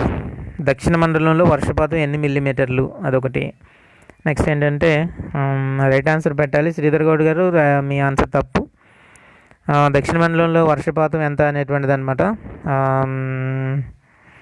వీరేంద్ర గారు రైట్ మీరు 650 నుంచి 1150, 115 కాదు 1150, 1150. ఓకే, గాలి పీడనం ఎప్పుడు కూడా యానిమోమీటర్ కాదండి, గాలి వేగం అయితే యానిమోమీటర్, గాలి పీడనం అయితే ఎప్పుడు కూడా ఏంటంటే దాన్ని బ్యారోమీటర్ అని అంటాం. గాలి పీడనాన్ని కొలిచేదాన్ని ఏమంటాం అంటే బ్యారోమీటర్ అని అంటాం, గుర్తుపెట్టుకోండి, బ్యారోమీటర్. ఓకే, సో ఇవన్నమాట కొన్ని బిట్స్. ఘన రూపంలో ఉండే గుల్మనాశిని ఏది? ఘన రూపంలో ఉండేటువంటి గుల్మనాశిని అని అంటే వీడిసైడ్ అనమాట. ఘన రూపంలో ఉండే గుల్మనాశిని ఏది, వీడిసైడ్ ఏది అనేటువంటిది పారాక్వాటా, టుఫోడీనా, ఎలాక్లోరా లేకపోతే డైక్వాటా అనేటువంటిది ఇక్కడ ఘన రూపంలో ఉండేటువంటి గుల్మనాశిని ఏది అనేటువంటిది బిట్ అనమాట. Paraquat, two four D, alachlor. ఇక్కడ ఆప్షన్స్లో ఉన్నాయి కదా, పారాక్వాట్, టుఫోడీ, అలాక్లోర్, డైక్వాట్. వీటిని బట్టి పెట్టాలి. ఎట్రజిన్ కూడా రైట్ ఆన్సరే, ఘన రూపంలో ఉంటుంది, పొడి రూపంలో దొరుకుతుంది కాబట్టి. సో ఇక్కడ ఆన్సర్ ఏంటంటే అలాక్లోర్.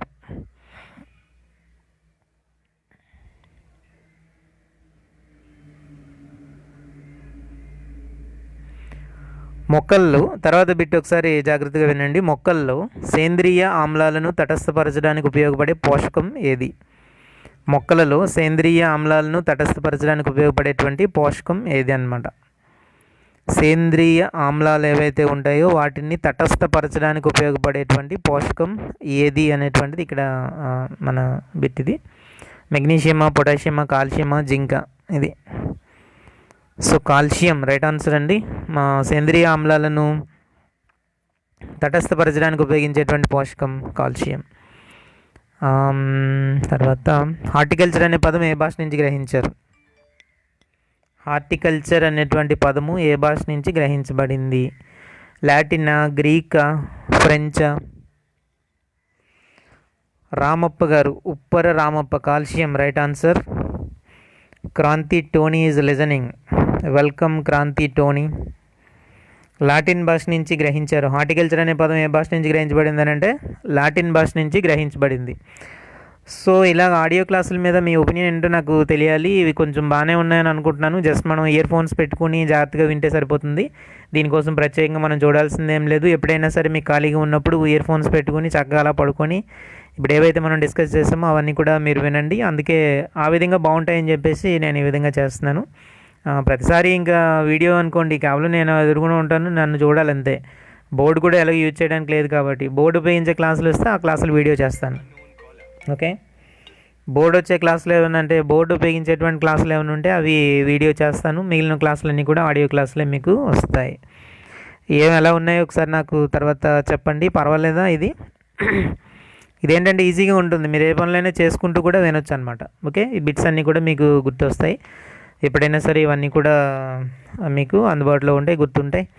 ఇంకా ఫేస్బుక్ మీరు దాన్ని స్క్రోల్ చేసుకుంటూ కూడా చూడొచ్చు. ఫేస్బుక్ ఇతర స్క్రోలింగ్ కూడా చేసుకుని చూడొచ్చు. అలా చేయకండి, ఏదో క్యాజువల్గా చేయొద్దు, దయచేసి సీరియస్గా వింటే మంచిదన్నమాట. దాదాపు మనం ఇప్పుడు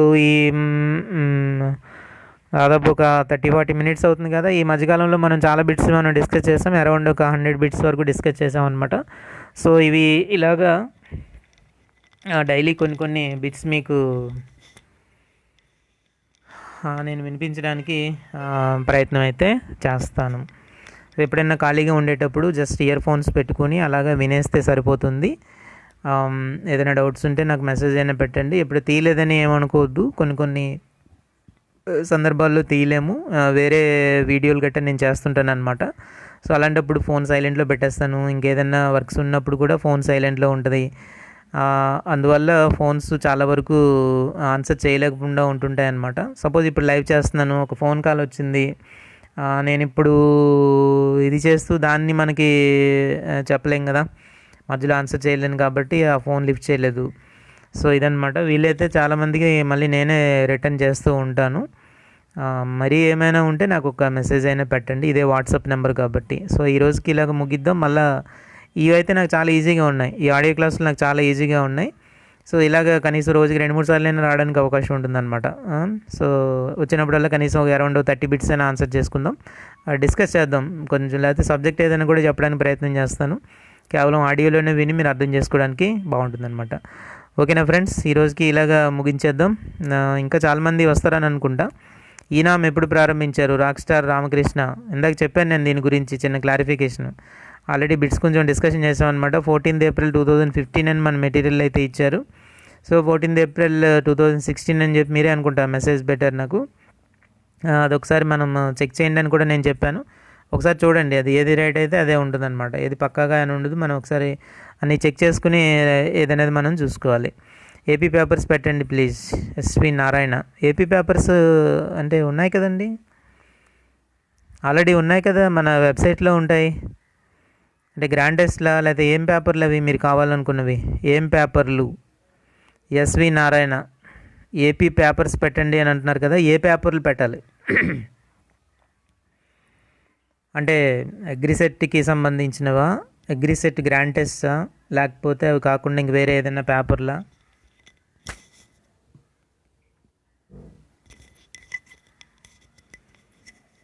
ఏ పేపర్లు కావాలి?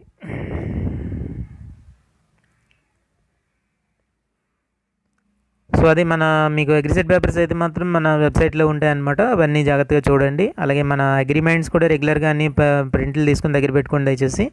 అవకాశం ఉన్న వాళ్ళందరూ కూడా ప్రింట్ తీసి దగ్గర పెట్టుకోండి. అలా అనమాట. సీడ్ వాళ్ళవి రామప్ప. ఏపీ పేపర్స్ పెట్టండి. ఏమి పొంతన లేకుండా ప్రశ్నలు ఏంటండి, నాకు అర్థం కాలేదు. ఎస్వి నారాయణ గారు ఏమన్నారంటే ఏపీ పేపర్స్ పెట్టండి అని అన్నారు. ఏపీ పేపర్స్ ఏవి అని అడిగాను నేను. అడిగితే సీడ్ వాళ్ళవి సిస్టర్ అంటున్నారు. సీడ్ వాళ్ళవి సీ టెక్నాలజీ కూడా గ్రాండ్ టెస్ట్ పెడతాను త్వరలో. సీ టెక్నాలజీ గ్రాండ్ టెస్ట్లు కూడా ఒక 4-5 గ్రాండ్ టెస్ట్లు అయినా మీకు ఆన్లైన్ ఎగ్జామ్ పెడతానండి. చెప్పాను కదా నా ప్రాబ్లం కంప్లీట్గా ఏంటంటే అవన్నీ టైపింగే ప్రాబ్లం. టైపింగ్ చేయడమే పెద్ద ప్రాబ్లం. అంతే, నేను ఎంత ఫాస్ట్గా చేయగలిగితే అంత అందుబాటులో మేము ఉంటాయి. మ్యాక్సిమం ఎక్కువ టెస్టులు నేను ఆన్లైన్ టెస్టులు మీకు అందుబాటులో ఉంచుతాను. ఎప్పుడైనా సరే ఆన్సర్ చేసుకోండి. అవి అలా చేస్తేనే మనకు చాలా వరకు గుర్తుంటాయి. అది కూడా లైట్గా తీసి పడేయొద్దు దయచేసి. వీలైనంత ఎక్కువగా ఆన్సర్ చేయడానికి ప్రయత్నం చేయండి. పదే ఆన్సర్ చేయండి. అందుకే నేను అక్కడ పెట్టేశాను. యాక్చువల్గా నేను ఈవినింగ్తో దాని లింక్ తీసేద్దాం అనుకున్నాను, కానీ ఇంకా రావాల్సిన వాళ్ళు చాలామంది ఉన్నారు కాబట్టి ఎప్పుడైనా అందుబాటులో ఉండాలని చెప్పి అలా ఉంచాను. ఎప్పుడైనా సండే కానీ ఎప్పుడైనా స్పెషల్గా పెట్టే టెస్ట్లు ఏమైనా ఉంటే అవి టైం ప్రకారం పెడతాం. ఓన్లీ 2 hours ముందుగానే టైం ప్రకటిస్తాను, పలానా టైం నుంచి పలానా టైం వరకు మాత్రమే. ఎందుకంటే ఆన్లైన్లో అలాగే కదా ఉంటాయి. ఆన్లైన్లో పర్ఫెక్ట్గా టైం మెయింటైన్ చేస్తారు కాబట్టి మనకి 2 hours ఎగ్జామ్ అయిపోవాలనుకోండి, 2 hours ఓన్లీ 2 అవర్స్. 10కి పెట్టామంటే 12 కల్లా ఇంక లింక్ ఉండదు. అలా అనమాట. అప్పుడు మీకు కూడా కాస్త ఇది వస్తుంది. ఒకవేళ సండే కానీ ఎగ్జామ్ పెట్టేటట్టయితే ఆ విధంగా పెడతాను. అదొకటి జాగ్రత్తగా చూసుకోండి. ఇప్పుడున్న పేపర్ అయితే నేను రిమూవ్ చేయలేదు, అలాగే ఉంచాను. మళ్ళీ మళ్ళీ ప్రాక్టీస్ చేయండి, కొంచెం మీకు అలవాటు అవుతుంది. నేను అందరికీ చేసే రిక్వెస్ట్ ఏంటంటే వీలైనంత వరకు దీన్ని అందరికీ షేర్ చేయండి. మన పేజ్ గురించి అందరికీ చెప్పండి. ఎక్కువ మందికి తెలిస్తే, ఎక్కువ మంది వస్తే ఇంకా ఉపయోగకరంగా ఉంటుందన్నమాట. ఆన్లైన్ క్లాసెస్ ఎక్కువ మందికి ఉపయోగపడే విధంగా ఉండాలి. చాలామందికి తెలియదు. ఫేస్బుక్ అకౌంట్ ఈ రోజుల్లో ప్రతి ఒక్కరికి కూడా ఉంటుంది కాబట్టి దాన్ని మనం ఈ విధంగా ఉపయోగిద్దాం. సరే, ఓకే ఫ్రెండ్స్, మీ అందరికీ కూడా మళ్ళీ ఒకసారి నేను చెప్పేది ఏంటంటే మన అగ్రిసెట్ గురు పేజ్ని అందరికీ పరిచయం చేయండి. అలాగే గ్రీన్ క్రాస్ ట్యుటోరియల్స్ గురించి కూడా అందరికీ చెప్పండి. వాళ్ళందరూ కూడా కొంచెం దీన్ని అందరికీ షేర్ చేయండి. అగ్రికల్చరల్ పాలిటెక్నిక్, అదే seed technology polytechnic, organic farming సంబంధించినటువంటి క్లాసెస్ అన్నీ కూడా ఈ మన యూట్యూబ్ ఛానల్లో ఉంటాయని చెప్పండి. అలాగే అగ్రిసెట్ గురు పేజ్ని లైక్ చేయమనండి, మన లైవ్ క్లాసులు వినడానికి అవకాశం ఉంటుంది. అలాగే అనేక ఇంపార్టెంట్ బిట్స్ అన్నీ కూడా దీంట్లో డిస్కస్ చేస్తుంటాం. ఈరోజు ఇంకా కొన్ని బిట్స్ కూడా నేను అందులో పెట్టాను అనమాట. అవన్నీ కూడా చూసుకోండి, వాటన్నిటిని కూడా ఉపయోగించుకోండి. అగ్రిసెట్ గురు అనేటువంటి పేజ్ కంప్లీట్గా అగ్రిసెట్ కోసం కేటాయించబడినటువంటి పేజ్ అనమాట. గుర్తుపెట్టుకోండి దయచేసి.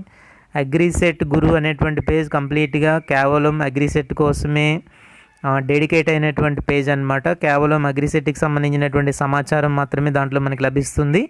అగ్రిసెట్ అంటే agriculture, see technology, organic farming ఇవన్నీ ఇంక్లూడ్ అయి ఉంటాయి.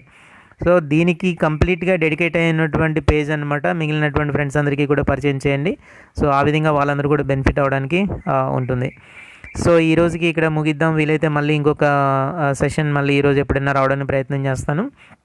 సో నీలిమారెడ్డి గారు వెల్కమ్. క్లాస్ ఇప్పుడే అయిపోయింది, చాలాసేపు డిస్కస్ చేసాం. ఒకవేళ మీకు టైం కనుక ఉండేటట్టయితే తర్వాత ఇయర్ ఫోన్స్ పెట్టుకుని వినడానికి ప్రయత్నం చేయండి. ఏదైనా మీకు సజెషన్స్ కానీ ఎవరైనా, అందరూ కూడా రామప్ప గారు, ఎస్వి నారాయణ గారు, ఇలా అన్నమాట.